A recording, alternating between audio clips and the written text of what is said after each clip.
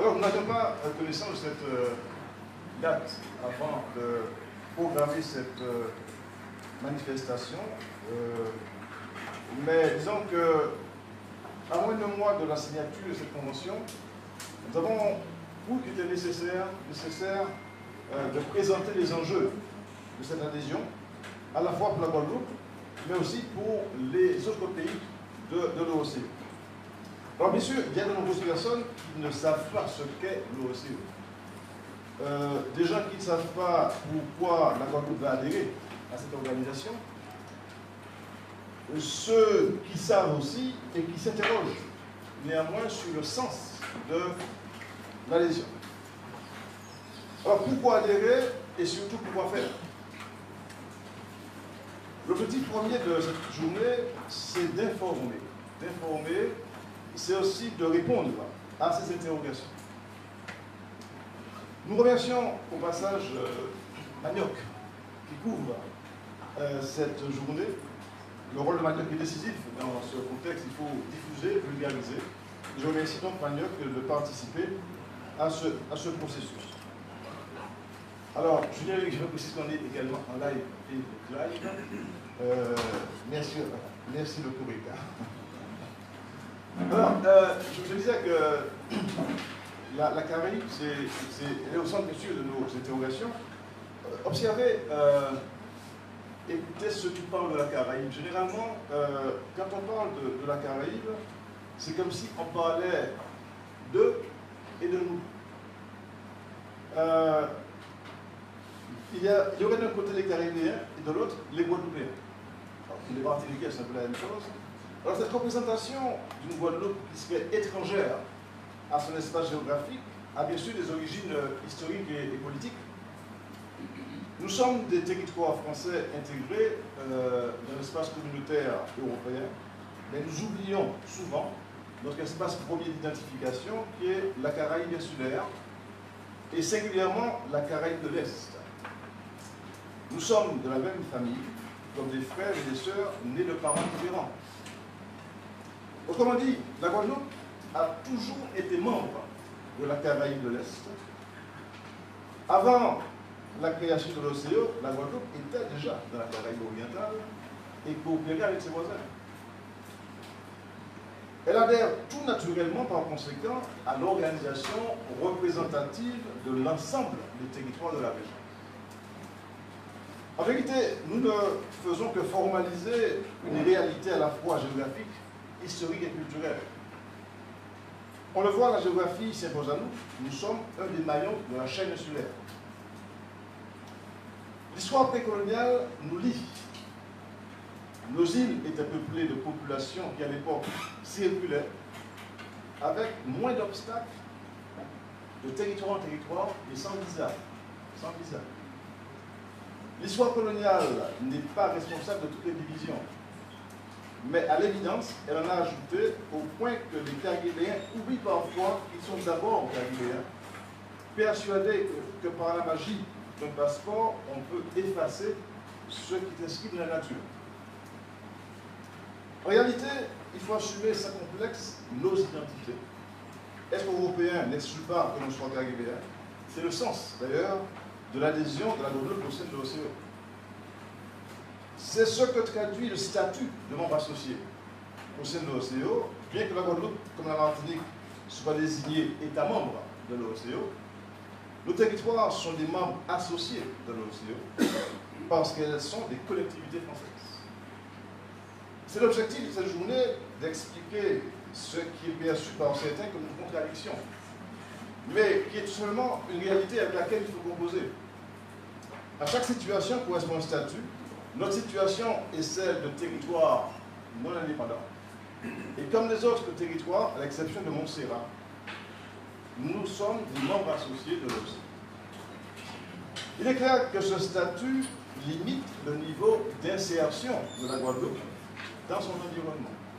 Soyons réalistes, l'adhésion de la Guadeloupe au sein de l'OCE correspond à une avancée indéniable du processus d'insertion de la collectivité dans son espace, mais n'autorise pas, à mon avis, que l'on parle d'intégration.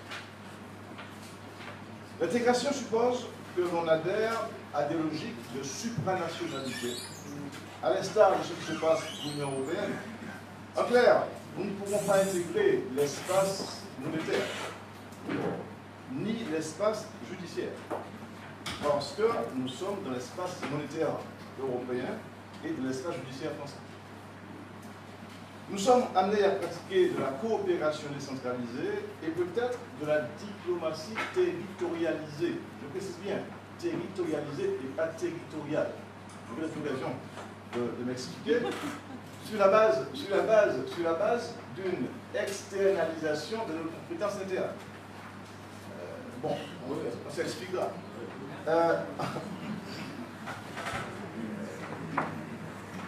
Et tout cela se fait sous le regard encore jacobin de l'État français. En réalité, pour nous, l'adhésion à l'OCDE est une formidable opportunité de coopération. Formidable opportunité de coopération. Coopérer pour quoi faire? C'est la question que nous poserons aux différentes personnes représentant les secteurs que nous qualifions de prioritaires. On y verra dans l'après-midi de le programme.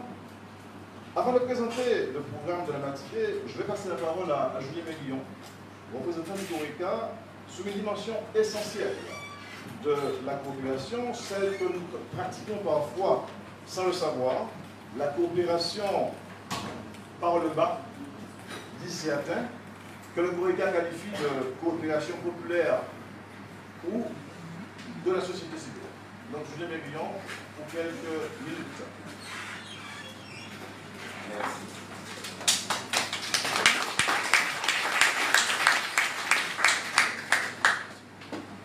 Bonjour à toutes et à tous.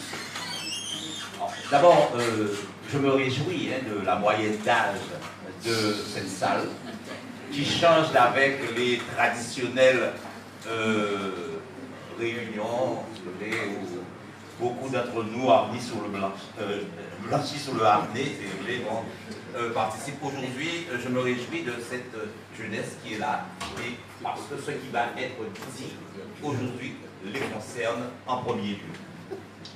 Lorsque nous avons pris l'initiative de proposer cette rencontre sur l'OECS, nous souhaitions faciliter la compréhension des enjeux de l'adhésion de la Guadeloupe que nous savions proches.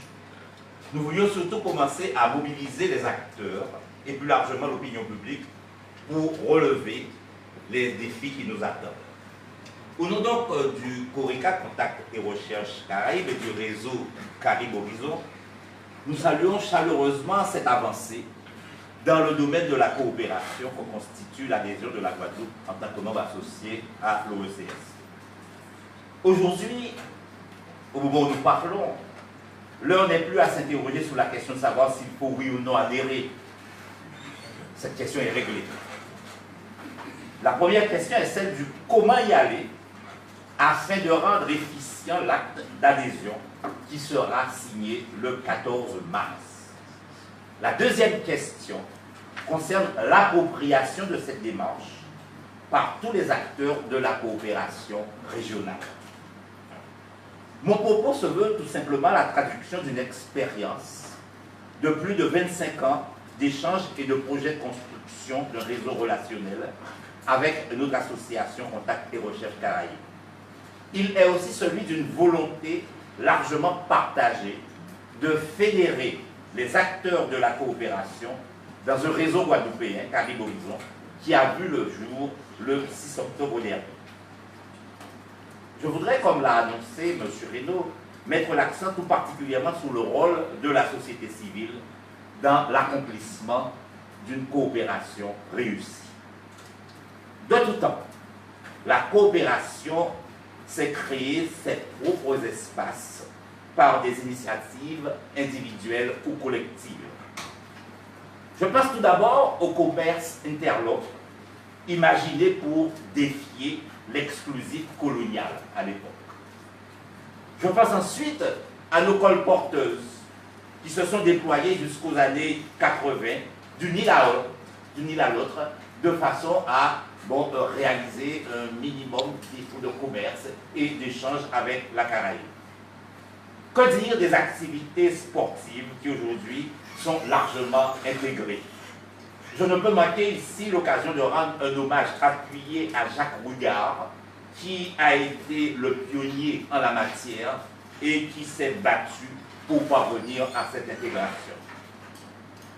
Que dire des mouvements culturels, des groupes de carnaval qui échangent avec leurs homologues d'Antigua, de Cuba, de Barbade, de Dominique, de Puerto Rico, de Saint-Lucie, pour ne citer que ces pays?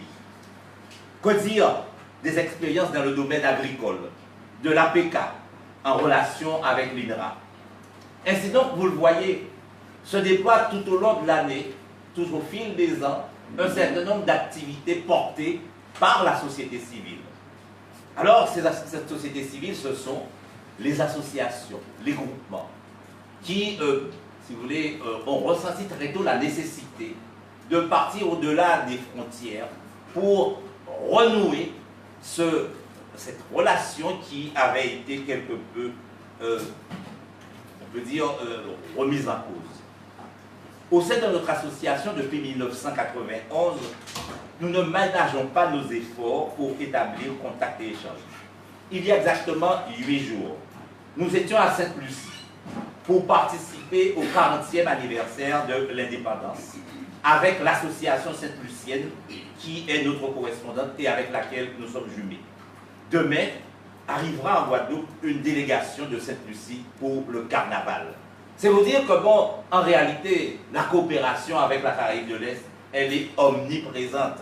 Every day, every year, partout, tout le temps, nous sommes en relation et en contact permanent. Il paraît inconcevable de concevoir une coopération sans la société civile, sans les hommes et les femmes qui peuvent la faire vivre au quotidien. C'est le rôle de ces associations, dans tous les domaines, qui tissent leurs relations et construisent des partenariats durables. La société civile est source d'innovation, de permanence et donc de durabilité. Elle n'est pas limitée par les clauses de compétence et s'adapte au temps et aux hommes. Elle repose sur l'engagement et la passion, loin des contingences juridiques et politiques. Elle ne peut tout faire, cependant, et n'en a pas la prétention, car elle a ses propres limites. Le but n'est pas, et cela ne peut être en aucun cas un objectif, le rejet de la coopération institutionnelle qui est nécessaire. Les institutions ont leur rôle à jouer et éminemment important, à chacun son rôle. Mais c'est ensemble que nous réussirons notre intégration dans le concert des nations de la Caraïbe de l'Est. C'est ensemble que nous réussirons à nous réconcilier avec notre géographie et notre histoire. Je vous remercie.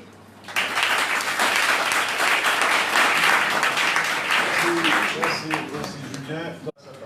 Donc, Alex et Christine Doléa.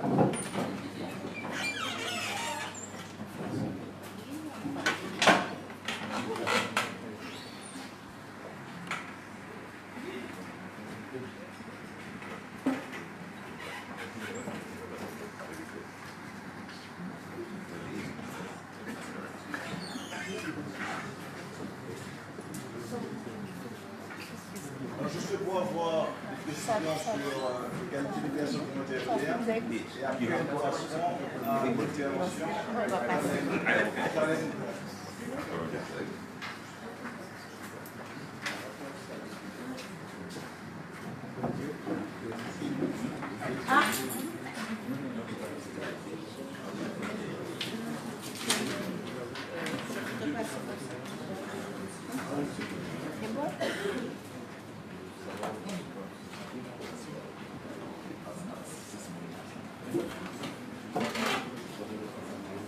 Good morning. Bonjour. It's a pleasure to be here.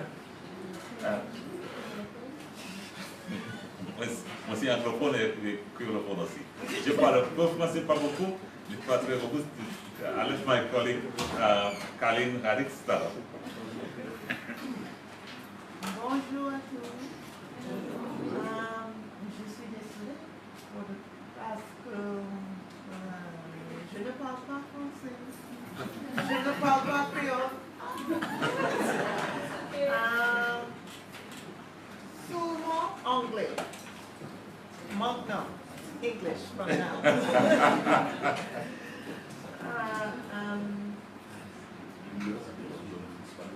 So it's a pleasure to be here, and I really enjoyed the introductory remarks. It's quite clear that in the Eastern Caribbean, we belong to a chain of islands that have a shared history, a shared culture, and even if we don't share language, we share quite a lot, including proximity to each other. And we certainly have been cooperating in many ways, in many spheres, for many years. So I'm going to tell you a bit about the Organization of Eastern Caribbean States. You may know some of it already. And then I will allow our moderator to decide what happens next. What did That way.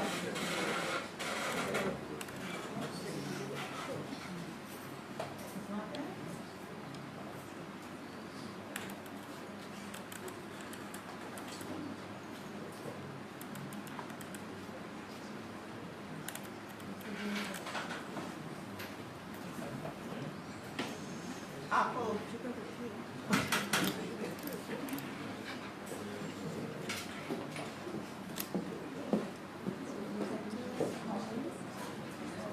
Oui, et je fais les photos pour une presse.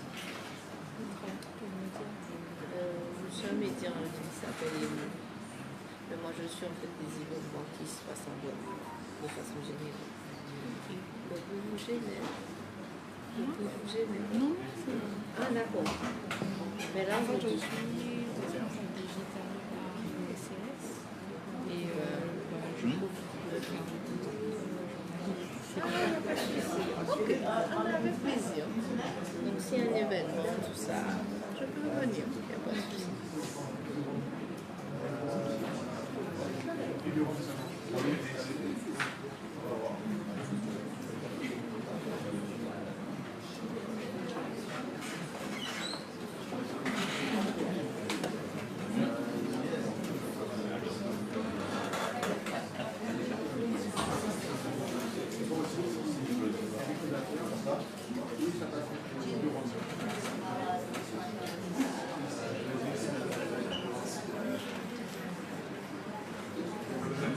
Okay, so while we're having technical difficulties, I'm hoping to have the two videos that I'm going to show you are in French, so that's helpful, about the OECS. But the OECS was formed in 1981. So it's been around for quite some time. Initially with 7 Anglophone member states, and those 7 remain the 7 full member states of the OECS. As was said before, Montserrat is the only non-independent member state who is a full member of the OECS, because they were part of the original 7 countries that became part of the OECS. And the OECS replaced a previous structure of cooperation between these countries, the West Indies Associated States. Okay, so that existed before the OECS while we were all still territories. And as countries became independent, we tried to find a different way to cooperate. You may know that we have a common currency, dollar, Eastern Caribbean dollar. So if you go to St. Lucia, Grenada, Dominica, we use the same currency.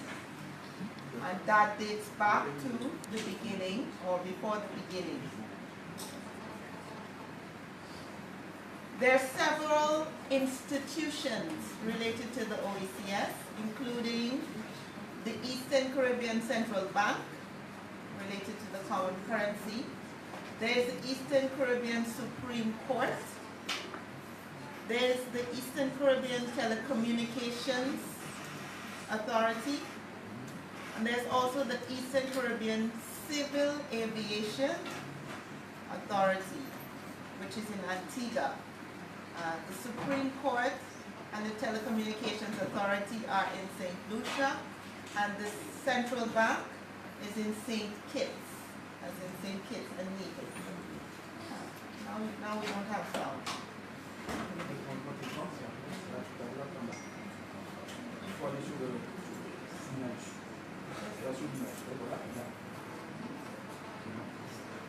Just pause.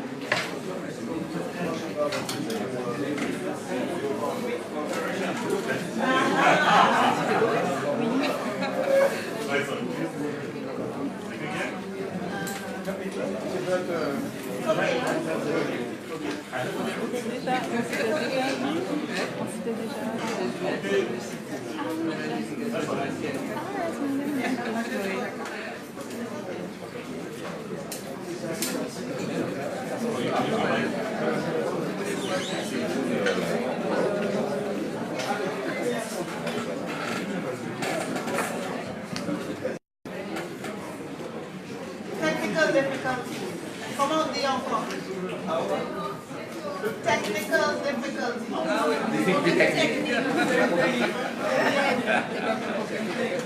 very different. Okay.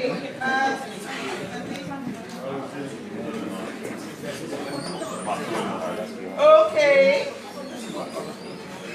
So you already know this. So officially we have our 7 protocol. Additionally, 3 associate member states, which include Anguilla, the British Virgin Islands, and Martinique. We have 1 observer state now in St. Martin. And Guadeloupe in 2 weeks will become another associate member state. And these are us. Now it's not geographically the best image, but the point is we are all those countries I just mentioned are all along this chain. So geographically, we sit in one space, along one border.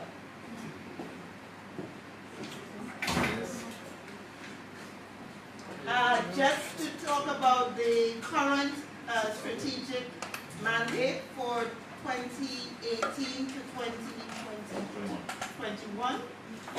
This is the vision of the OECS and the mission to drive and support sustainable development through regional integration, collective action, and development cooperation. So really it's about what are the things that we can do better together. When is it that when we work together, it makes more sense, or it works better for us?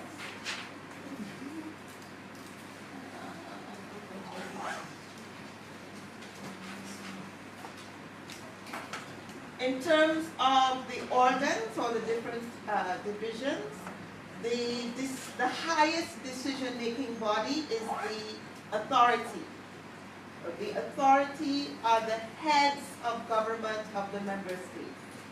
So the authority will be meeting in Guadeloupe in March for the ascension. We also have councils of ministers for the different. Is there any country that preside the OECS during a certain period of time, as well as in Europe? Yes. So the heads, there is a rotating chairmanship of the authority. Currently, the Prime Minister of St. Vincent and the Grenadines is the chair. And in June, they rotate for a year at a time. And in June, it will be the Prime Minister from Antigua and Barbuda for the heads of authority. The Council of Ministers. So the Treaty of Basse-Terre, this was the original treaty, not Basse-Terre in Guadeloupe. Basse-Terre in St. Kitts. Yes. So the original treaty was signed in St. Kitts and Nevis in Basse-Terre, so it's the Treaty of Basse-Terre of 1981. It was revised in 2010. That's the features. But it was revised more recently, and that is when we had the introduced the councils of ministers at the level of each technical area of cooperation. So you have the council of health ministers. We recently just completed the council of education ministers meeting in Antigua and Barbuda, and I know Madam Shula to tell you about she was their representative. We also have the OECS Assembly. This is also new in the revision of the Treaty of Basse-Terre, where the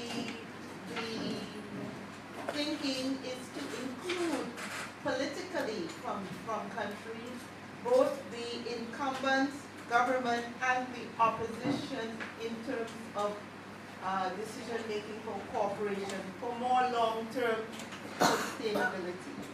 You can understand what that is. So there's the assembly. And then there's the commission, which is the secretariat, the offices. This is where I work. And, okay. So before, we had most of the cooperation was around foreign affairs and economics. Now it's broader and involves many different sectors. It was already evolving that way, but we changed the treaty to reflect what was evolving. I mentioned these before. And just to get an idea at the level of the commission, there's several units now, several different technical areas that fall into large groups, mostly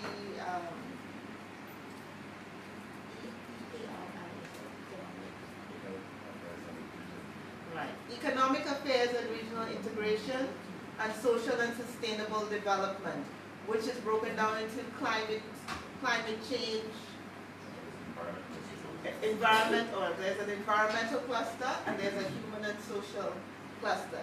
Health, education, and social services fall under the human and social cluster. And under environment, there's climate. Under the environmental sustainability cluster, we have, as you said, climate change and disaster risk management, biodiversity and ecosystems management, which includes also things like protected areas. We also have ocean governance and fisheries, and am I forgetting one?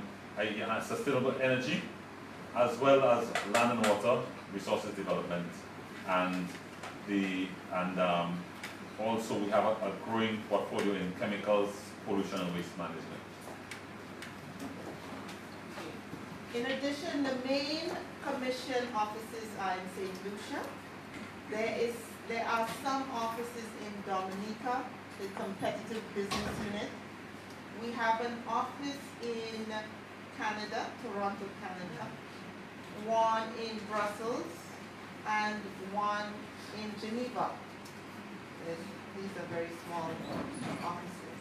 The office in Canada traditionally dealt with migrant workers in agriculture from the Caribbean, cooperation with Canada. But they have expanded to be able to do more types of cooperation with Canada. So that's a snapshot of the OACS. I'm sorry that the videos, which are in French, are not loud enough for you. But you can go to YouTube, to the OACS TV, I think it is, and you will see their videos in both English and in French that can tell you a bit more about the OACS. Okay.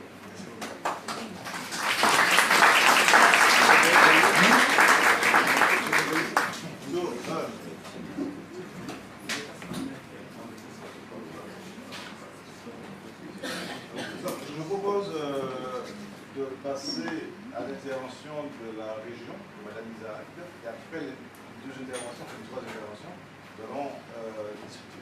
Bon débat, après ces trois interventions. Mme Isaac, bien s'installer.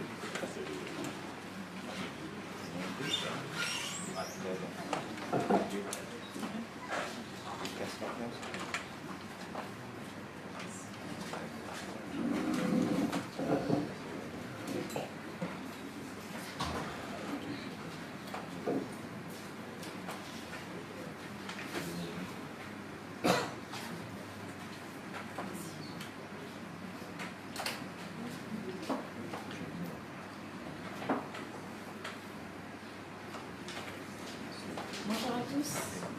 C'est bon, vous m'entendez? Tout d'abord, je voudrais excuser Madame Planchat, qui est la présidente de la commission coopération, affaires européennes et universités dans la région Guadeloupe, puisque jusqu'à hier, elle venait, et finalement sollicitée à la dernière minute, elle ne pourra pas assister aujourd'hui. Cependant, rassurez-vous, les informations, vous les aurez. La région Guadeloupe, une adhésion pour quelle stratégie de coopération régionale? Je remercie CAGI pour offrir effectivement ce moment, cette séquence, préalablement à notre signature et aux cérémonies qui auront lieu les 14 et 15 mars. Je reviendrai peut-être en fin d'intervention sur le sujet. Ce que je voudrais dire aujourd'hui sur la question qui nous préoccupe, c'est que le modèle de développement de la Guadeloupe ne peut se penser qu'à travers le prisme de l'ouverture à l'international. En effet, nous savons que l'éloignement de la Guadeloupe au continent européen, l'étroitesse de notre marché local, du fait de notre insularité, milite en faveur de notre insertion régionale au sein de notre aire géographique naturelle. Je me disais bien que je n'avais pas l'impression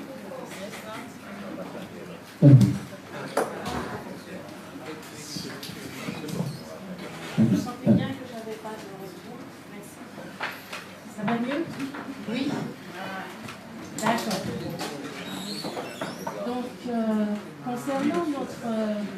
notre intérêt à adhérer à l'Organisation des États de la Caraïbe orientale, au OCO en français, au ICS en anglais.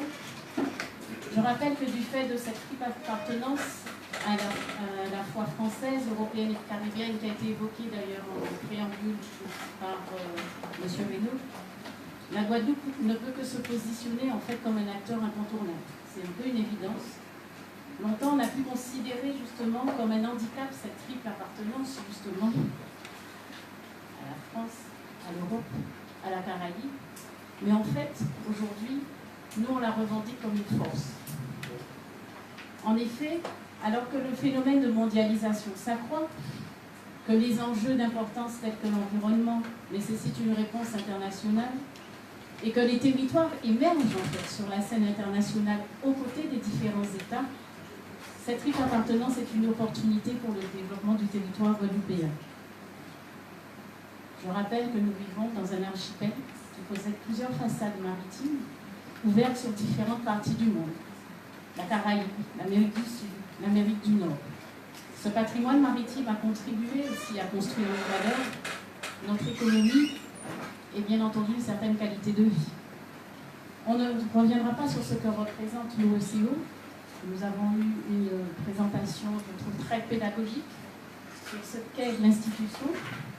Cependant, vous noterez que c'est après avoir obtenu leur indépendance du Royaume-Uni que la plupart des plus petites îles de la Caraïbe ont choisi de se regrouper au sein d'une même organisation régionale afin de mieux faire face aux défis économiques, aux défis sociaux, aux défis financiers, certainement environnementaux.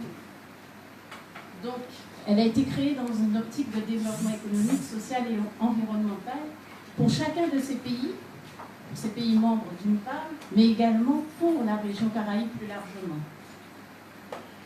Aussi, du point de vue de la Guadeloupe, excusez-moi, mais intégrer l'OCO dans un contexte d'interdépendance mondiale, ça sonnait comme une évidence. Notre développement économique passe par cette logique inéluctable de partage de destin commun. Ainsi, l'adhésion ne signifie en rien pour nous une affirmation de pouvoir vis-à-vis des États de la Caraïbe, mais bien plutôt l'affirmation d'un principe bien compris par les parties en présence, qui seront présents pour la signature de notre accord d'adhésion, un principe de réciprocité, une logique d'échange et de coopération basée sur des avantages comparatifs propres à chacun des territoires. De fait, les évolutions législatives comme la loi Letchimy viennent concrétiser en fait la volonté manifestée des Outre-mer d'un changement d'approche majeur quant à la mise en œuvre de la politique nationale de coopération. Elle constitue une avancée essentielle pour renforcer et promouvoir la coopération régionale des collectivités françaises d'Amérique avec ses pays voisins et les organisations régionales, tout en nous permettant en fait de valoriser notre potentiel économique, notre potentiel culturel, notre potentiel scientifique et technique. Aussi, nous aurions tort de tourner le dos à cette faculté qui nous est donnée d'agir à l'extérieur, à l'international, en tant que collectivité territoriale. La Guadeloupe est déjà membre associé de l'Association des États de la Caraïbe depuis 2014. Aussi, intégrer l'Organisation des États de la Caraïbe orientale, nos plus proches voisins, ne pouvait être que l'étape suivante. Et la manifestation d'une stratégie régionale, volontariste et pragmatique. Je m'explique. Volontariste, pourquoi ? Car il s'agit d'aller chercher les partenariats et les projets pertinents en adéquation avec la stratégie proposée. Pragmatique. Pragmatique car on ne peut pas se passer des actions réalisées dans le passé ainsi que des réseaux et opportunités existants. Là, je rebondis sur ce qu'a dit M. Mérion en introduction. Oui, on ne peut se passer de ce qui existe et de ce qui a été fait auparavant. La mutualisation des expériences acquises en matière de coopération par les uns et par les autres, la complémentarité, l'adjonction des compétences sont les facteurs de réussite d'une action publique qui ne peut plus se passer du collectif et d'un effort de mutualisation. La stratégie régionale de coopération se décline ainsi en 3 axes prioritaires Premièrement, engager une coopération de territoire à territoire afin de développer des projets structurants et fédérateurs dans une zone géographique naturelle. Deuxièmement, se positionner comme un acteur incontournable par une stratégie d'influence et en développant une expertise reconnue au niveau international. Troisièmement, renforcer le sentiment d'appartenance à un même bassin de vie. Comme vous avez pu le noter, les sujets de coopération ne manquent pas et la mise en œuvre effective de ces projets structurants doit s'appuyer sur une coopération décentralisée, agile et pragmatique.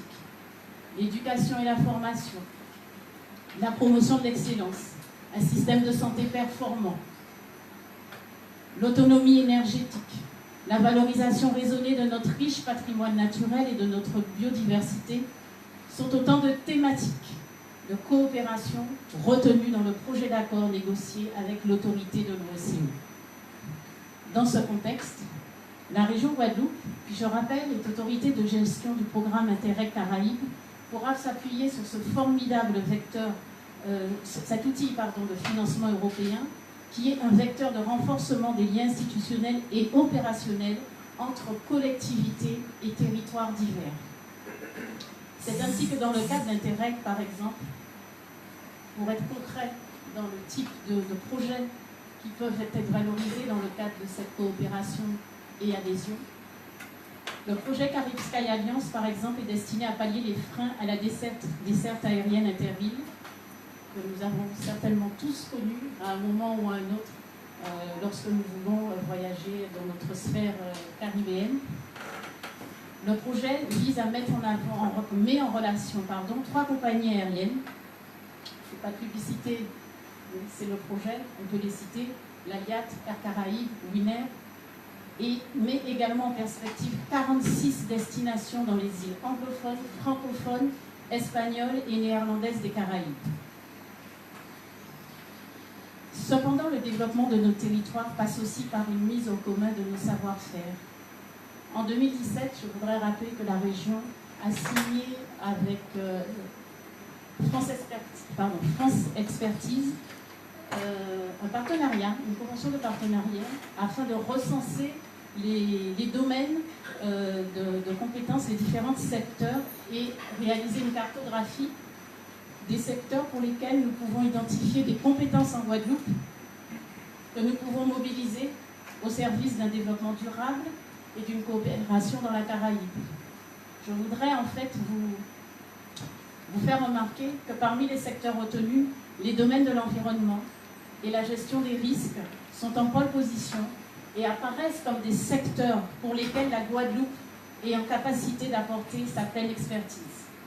Nous sommes donc dans du concret. Nous sommes donc prêts pour une coopération technique, urgente et immédiate dans ces domaines, dans le respect des principes de subsidiarité et de complémentarité des territoires. À ce stade, je me dois de rappeler le caractère variable, ou souple si vous voulez, sous-tendu par le statut de membre associé au sein de l'OSCE. Pour rappel, le traité de Basse-Terre à Saint-Kitts, dispose que la nature, je cite, « La nature et l'étendue des droits et obligations des membres associés sont déterminés par l'autorité de l'OSCE. » Il n'existe donc pas, à proprement parler, de statut uniforme d'États membres associés pour intégrer l'OSCE. Et en fait, les modalités de participation de ces nouveaux membres associés sont adaptées selon les territoires. En fait, ce que je veux vous faire remarquer, c'est qu'on est dans un processus relativement pragmatique et dynamique. C'est vrai que le statut de membre associé, comme l'a rappelé aussi en préambule M. Reynaud, du fait des compétences des territoires qui s'associent, ne peuvent pas adhérer au traité d'union économique. En ce qui concerne la Guadeloupe ou la Martinique, puisqu'ils font déjà partie, ces deux territoires font déjà partie du traité de l'Union européenne. La Guadeloupe, comme la collectivité de Martinique, qui je rappelle a adhéré en 2015, ne pourront pas présider l'autorité dans le cadre de ce statut de membre associé, ni faire partie des institutions qui ont été évoquées par le docteur Carlen Radix, la Banque caribéenne, l'autorité de l'aviation civile. Pour autant, vous avez pu remarquer que dans cette démarche, dans ce processus, nous avons notre place en termes de coopération et de faculté d'échange avec nos voisins et nos futurs membres de l'OSCE. Pour conclure sur la stratégie de coopération régionale, on retiendra qu'elle s'inscrit en complémentarité finalement de la philosophie de l'OSCE, une coopération utile, pragmatique, qui respecte le statut de chacun et s'adapte.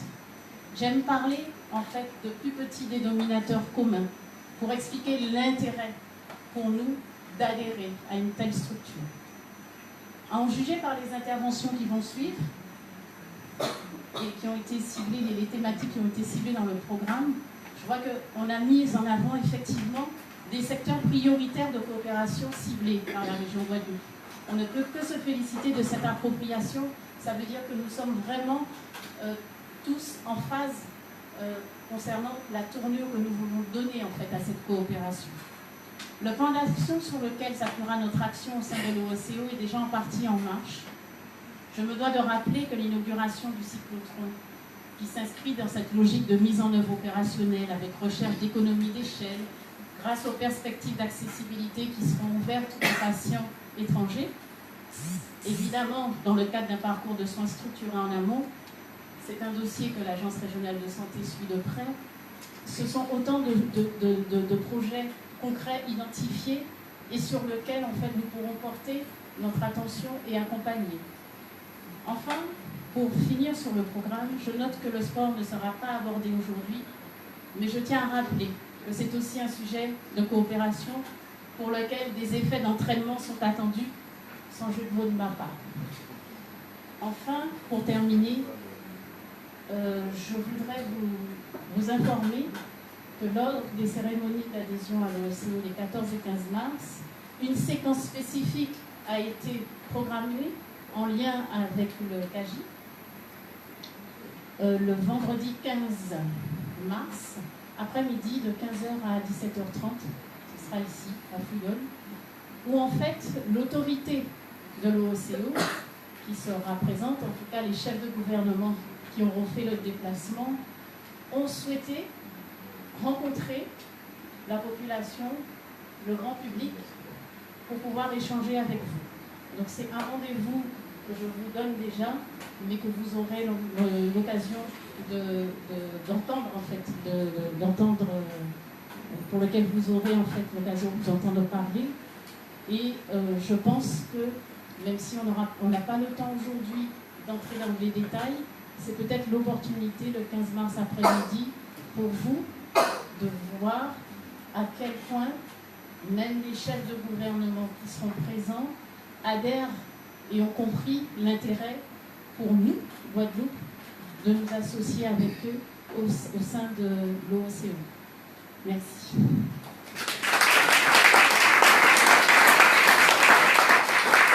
Merci beaucoup, Madame Isaac, de la région Guadeloupe. Alors, dans le programme que vous avez, nous avons prévu un temps de débat. Nous allons ouvrir.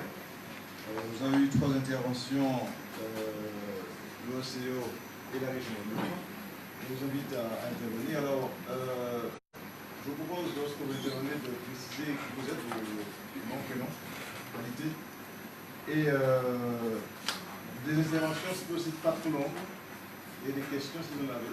Parce que les étudiants de la salle sont enseignés pour eux, donc n'hésitez pas à poser des questions pour voir complètement ce qu'on voit comme dans à distance par rapport à ce que vous avez.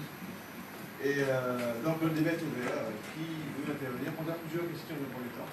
Et ensuite, on passera la parole aux intervenants. Alors, qui commence? Oui. Monsieur Danet. Oui, moi j'interviens à mon nom personnel. Je suis également vice-président de la Ligue d'athlétisme. Et je voudrais remarquer que, effectivement, en matière d'athlétisme, nous sommes déjà bien en avance sur les institutions, puisque nous participons au CAIFTA Games, par exemple, l'athlétisme depuis 1972. Donc, mon intervention va plutôt porter sur les aspects institutionnels, parce que la représentante de la région a été, me semble-t-il, peu loquace sur cette partie-là. Or, il ne faut pas simplement, à mon sens, se lancer dans des actions de coopération l'aspect institutionnel, me semble-t-il, est important. J'aimerais qu'on nous communique en particulier, si c'est possible, l'acte d'adhésion de la Guadeloupe. Et quelle est la participation de la Guadeloupe aux institutions, même si on nous dit qu'on n'a pas participé à l'autorité, mais au plan politique. Quel est le statut réel de la Guadeloupe, puisqu'on nous dit que c'est quelque chose qui est à la carte. Alors, est-ce qu'on prend peut-être vos deux questions, deux remarques? Oui. Bonjour, Alain Sorel, politicien. Pas seulement politicien. Deux questions. Question proposition. Ma première question, c'est est-ce que quelqu'un peut préciser la différence entre CARICOM et OSS? Parce que ça c'est très important. Et ma deuxième question, c'est pour interpeller, nous sommes à l'université, par rapport à l'introduction de M. Mérillon. Pourquoi ne pas s'autosaisir à l'université, de faire en sorte qu'il y ait une proposition à soumettre à nos élus pour créer cette collectivité caribéenne de Guadeloupe, parce qu'on est en train de créer la collectivité européenne d'Alsace. Alors voilà un bon sujet pour nos étudiants et nos professeurs. Il y a une troisième question, après on passe aux réponses.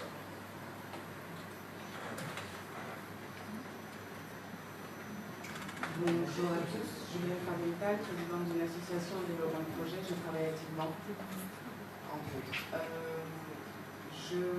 Ma question, c'est plus une réflexion qui coïncide un peu avec les deux premières, à savoir, comment je veux dire, il y a dans l'OECS une coopération du point de vue financier, je l'ai dit, il y a plusieurs unités. Madame Isaac de la région a indiqué que la partie financière ne serait pas, n'était pas intégrée dans le pragmatisme de l'adaptation, bien sûr, de la coopération qu'il y aura avec la Guadeloupe, que je souligne qui est ambiguë. Mais par contre, les autres îles de la Caraïbe auraient accès aux fonds européens. Vous allez comprendre de quelle manière on intègre cette coopération. Finalement, on est laissé, on va dire, dans l'accès des partenariats possibles financièrement, effectivement, parce que nous avons la possibilité de fournir des moyens auxquels nous avons accès, malheureusement pas encore si facilement que cela. Surtout qu'à l'échelle française, les régions anti-Guyane n'ont pas su à l'échelle de l'histoire de l'université coopérer ensemble. Comment on va garantir une coopération fluide avec les îles anglophones, anglophones, parce que ce sont des anglophones, comment on peut garantir une coopération fluide et efficace si pour le moment, historiquement, on n'est pas encore capable juste en interne. Merci. Bien, on va passer aux réponses. Peut-être Karen sur la différence OCS.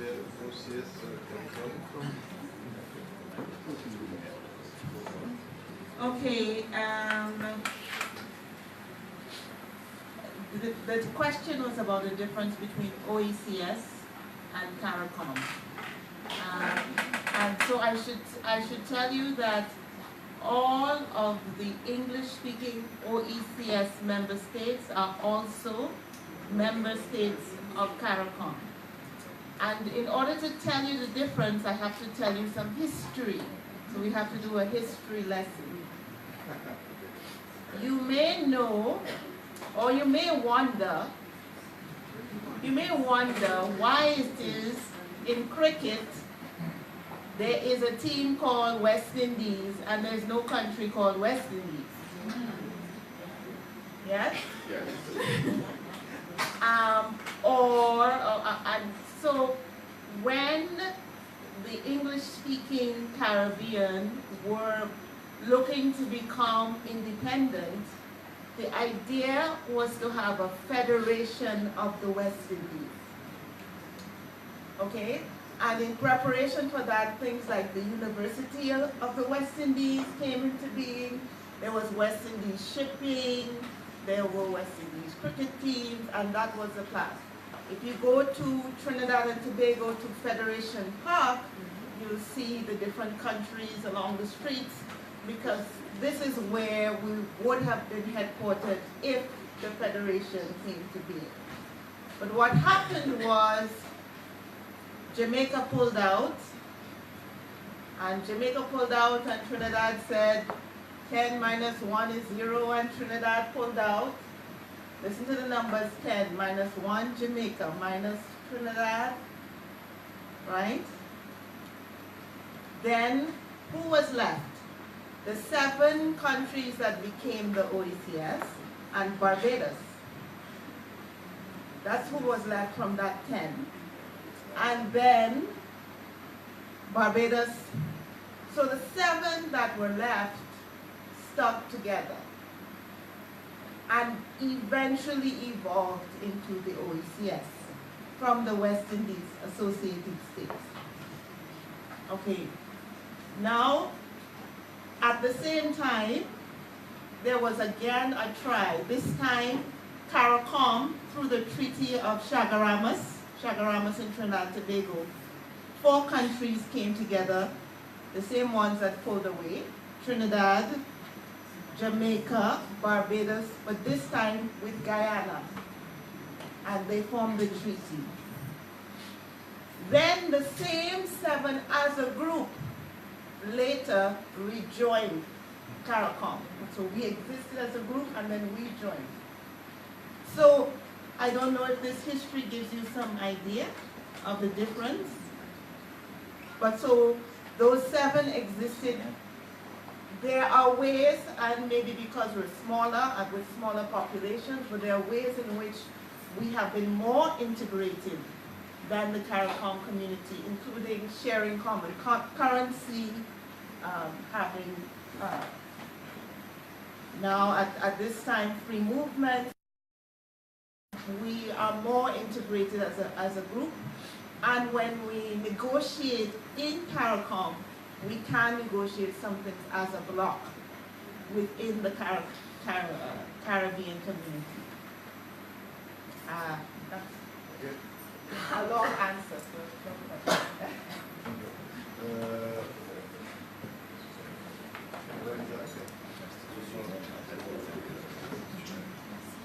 Et là où nous ne pouvions pas rentrer, bien entendu, par rapport au fait qu'on n'est pas dans une coopération d'intégration, on est dans une logique de coopération, pardon, pas dans une logique d'intégration. Plus fort. Plus fort. D'accord. L'intérêt pour l'institution. L'intérêt pour l'institution, c'est d'être présent dans les discussions sur les thèmes et les secteurs qui nous concernent. Nous pouvons participer au comité, aux réunions des commissions, notamment dans les domaines qui nous intéressent. Ce n'est pas parce que la Suisse, par exemple, ne fait pas partie de l'Union européenne qu'il n'y a pas d'accord de partenariat avec l'Union européenne. Donc d'un point de vue institutionnel, ce n'est pas un frein que d'être un membre associé. L'idée, ça crache. L'idée d'être présent, c'est bien ça, l'institution est présente dans les débats sur les secteurs qui la concernent, parce qu'elle peut aussi peser, elle peut agir. Je suis désolée, aujourd'hui on parle du phénomène des sargasses qui touche tout le bassin caribéen. On est en train de discuter, il y aura certainement d'ici la fin de l'année une conférence internationale sur les sargasses. On a besoin d'être présent lorsque l'on parle et qu'on évoque ces sujets-là pour trouver des solutions communes avec nos voisins caribéens et les États membres de l'OCE, avec ceux de l'AEC, parce que nous sommes tous concernés, que nous avons une réponse commune à apporter. Donc je ne vois pas, en fait, je ne vois pas, si vous voulez, je ne fais pas de dichotomie entre ce que peut faire l'institutionnel. L'institutionnel, et là, c'est le cadre, c'est un contexte, et qui permet de favoriser justement demain l'intégration de toutes ces petites actions de la société civile ou de nos entreprises.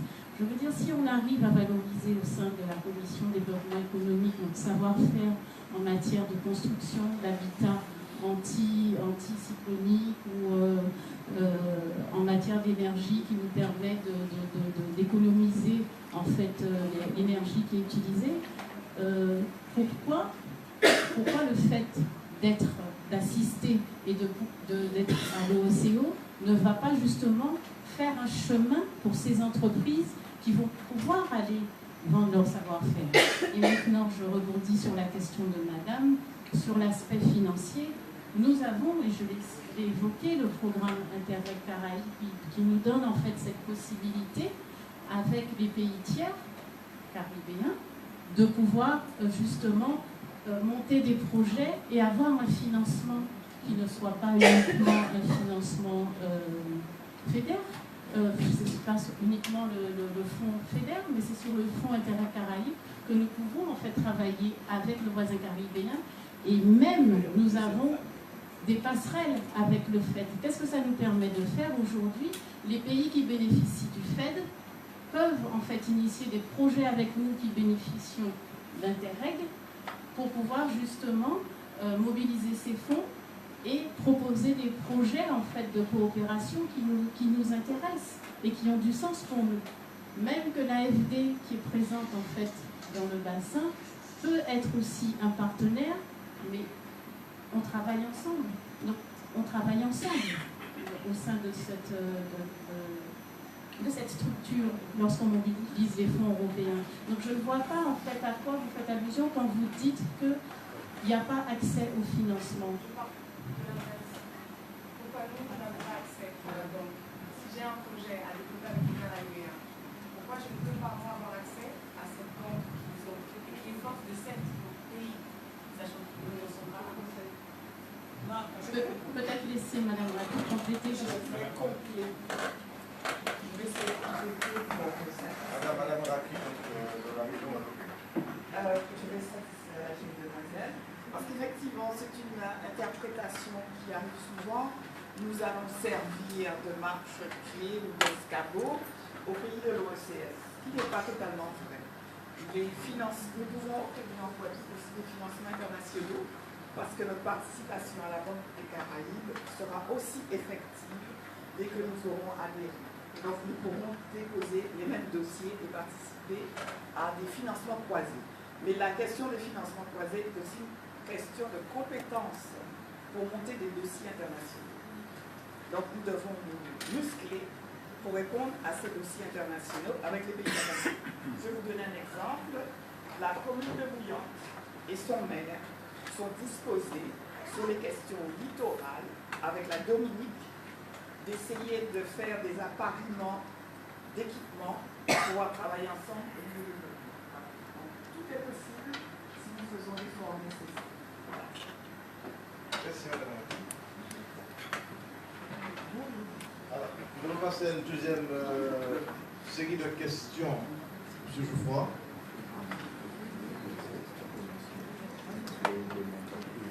Merci beaucoup. Michel Geoffroy, professeur à l'Université des Antilles. Alors j'ai quelques questions qui sont un peu directes, pardonnez-moi, mais j'aime bien comprendre le contexte. La première, c'est le coût de l'adhésion de la Guadeloupe, s'il y en a un, à cette organisation. Le deuxième, c'est, si j'ai bien compris, enfin on a déjà des coopérations en termes d'éducation, de recherche, de sport, également culturel, mais en termes d'échanges commerciaux, est-ce qu'il y a un intérêt à adhérer à cette organisation? En termes d'emploi également, de mobilité de professionnels. Voilà, ce sont mes questions.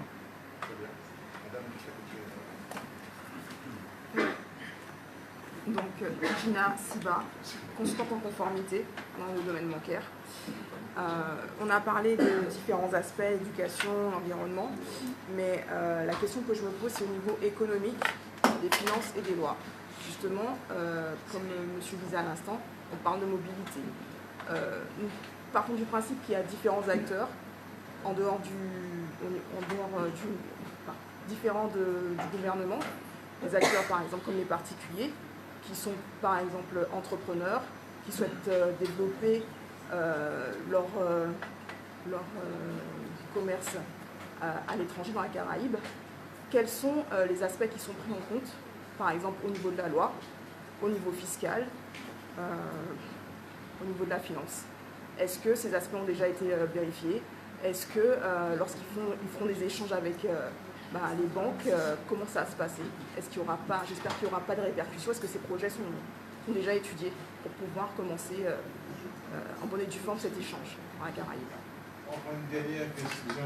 Oui. Deux dernières questions, après on passe Parce qu'on parle de risque. Parce que financier aussi, c'est très important.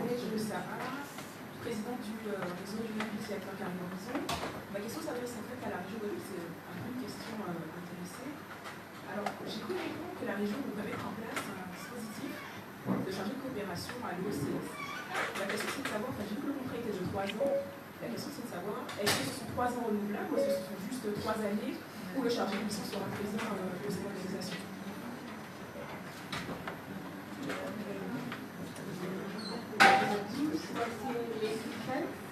De l'Union européenne, donc de conseil spécialisé dans la coopération internationale et les projets de développement. Moi, ma question s'adresse également à la région, c'est tout simplement pour savoir, donc vous nous avez dit qu'il y a des secteurs qui ont déjà été identifiés, donc j'aimerais savoir quels sont-ils et est-ce qu'il y a, pour l'intégration, est-ce qu'il y a prévu un programme, un projet pluriannuel d'action les partager avec le TES, sur lesquels nous avons travaillé avec l'organisation. Par ailleurs, j'aimerais savoir s'il y a eu le rapprochement auprès de nos voisins martiniquais, pour savoir quelle est leur expérience des premières années et voir dans quelle mesure eux leur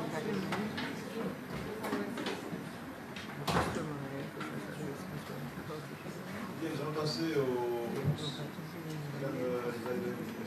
Oui, on s'y attendait.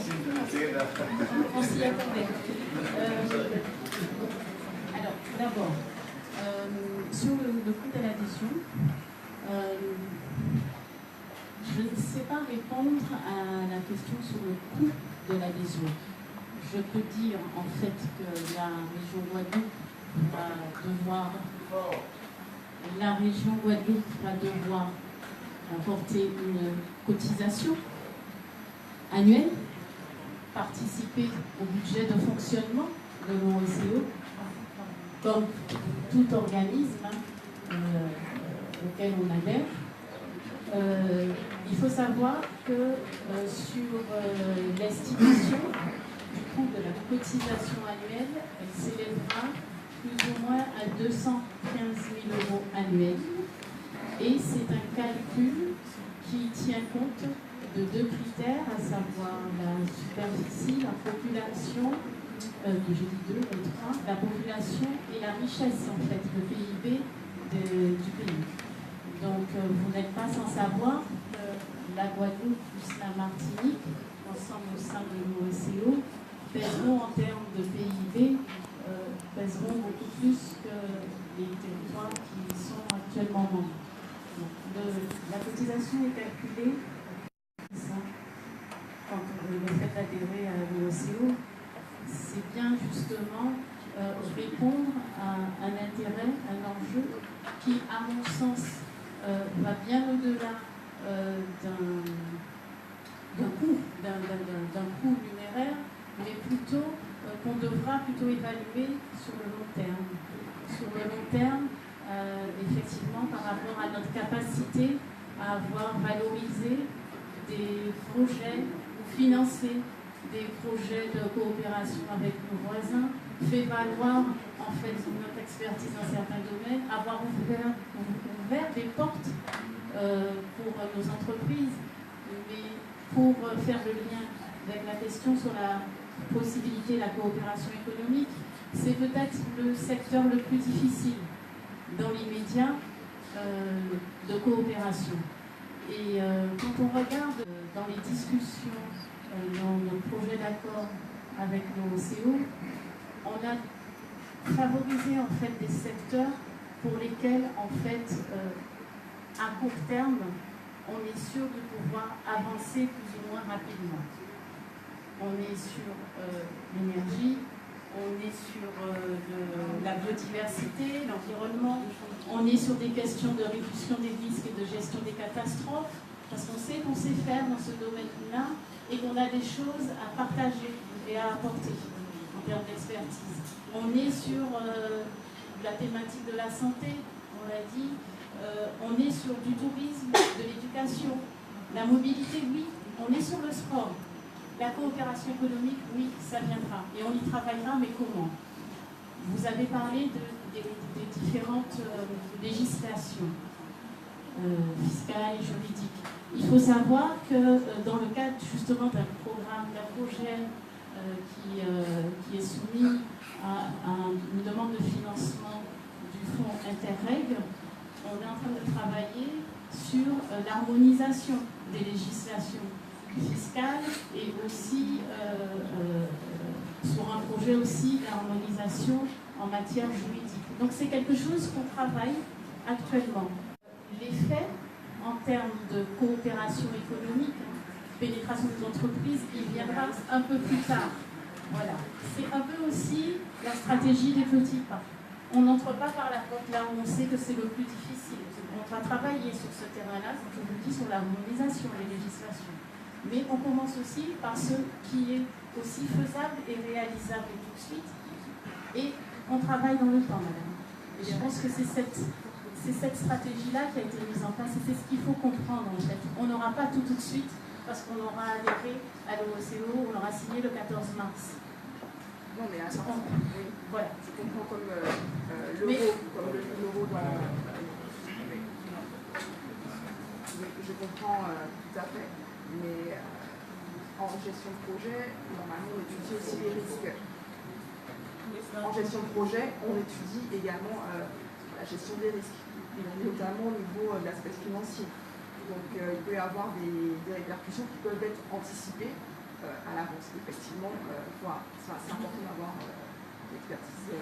Bien sûr, mais cela dit, c'est pas comme s'il n'existait rien aujourd'hui. Hein. C'est pas en adhérant à l'OCO, c'est pas comme si c'était le point de départ de quelque chose. On a quand même cette cellule d'Internet dans le cadre de l'internationalisation des entreprises.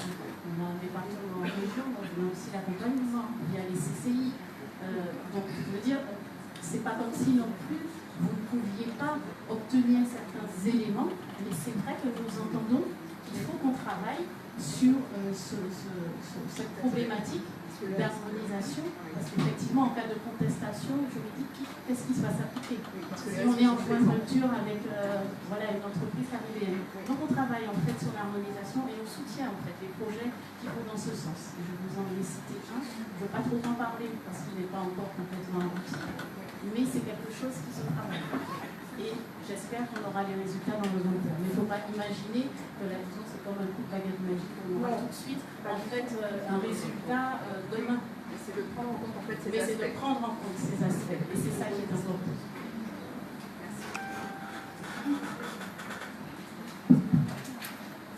So I can't say honestly that I understood every single thing that was said.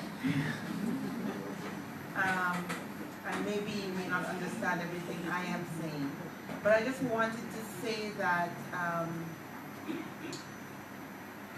the Organization of Eastern Caribbean States really can do what the members decide that it can do. And this is why the highest decision-making body is the highest presiding authority from the member states. So that works twofold, both in protecting the interests of the member state as well as being able to move the collective interest when there is a need to change something in order to have something work collectively.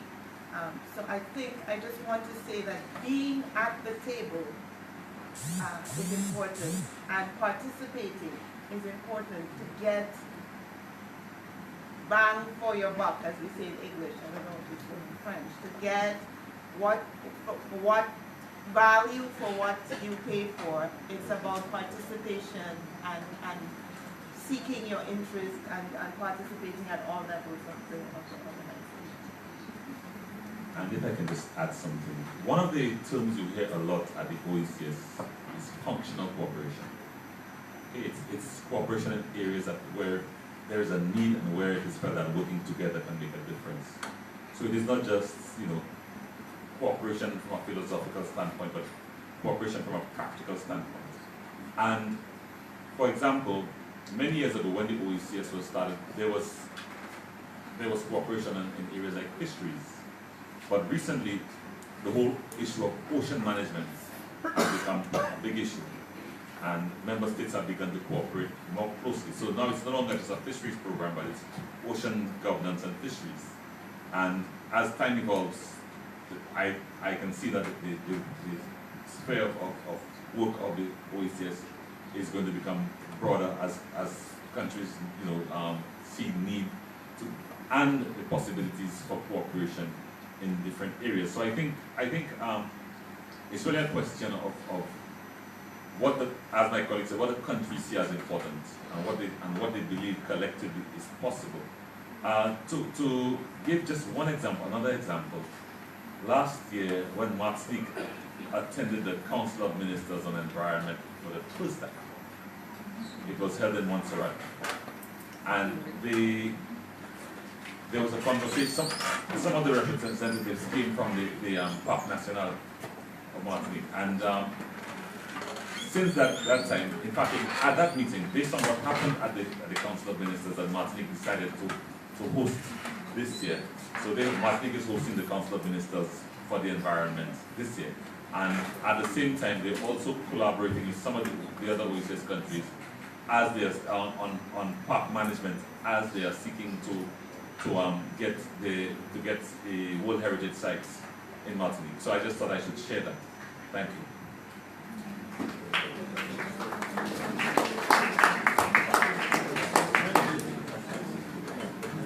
Merci, M. Alors, nous allons devoir passer à notre panel. À l'évidence, il y a des questions qui sont posées. On retrouvera le 15 mars, je vous invite à venir le 15 mars. Vous aurez en face de vous des représentants des chefs d'État qui pourront peut-être répondre aux questions. Donc, on ne pourra pas malheureusement aborder tous ces sujets aujourd'hui. On retient ces questions. Je vous invite à revenir le 15 mars à l'après-midi. Vous aurez une autorité de l'OCDE présente et nous aurons à poser des questions même politiques à ces personnes. Il me semble que les réponses seront encore plus précises venant de l'OCDE. Alors, je propose, merci beaucoup à notre premier panéliste, c'était Anna, Karen Radix, Christine Nouvelle, Madame Isaac. On va passer à la...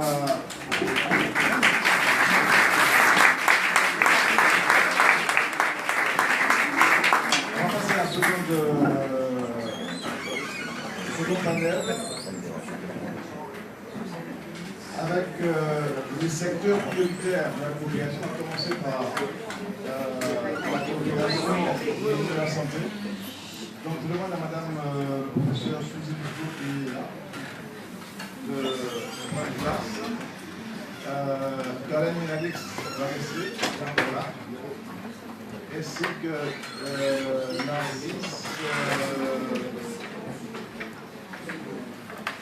la santé, nous avons chanté. Donc, Karen,